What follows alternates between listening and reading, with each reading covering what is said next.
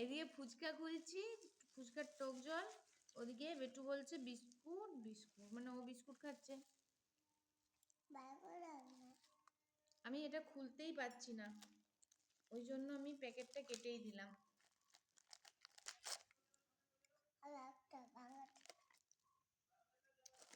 ফুচকা যতই ঘরে এনে খাওয়া হোক না কেন, আমার তো বেশ দোকানে গিয়ে দাঁড়িয়ে বাটি ধরে খেতেই ভালো লাগে।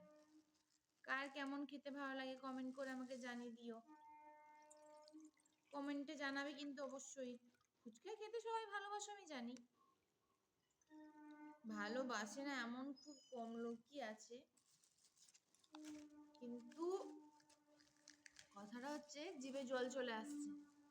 কথাটা হচ্ছে যে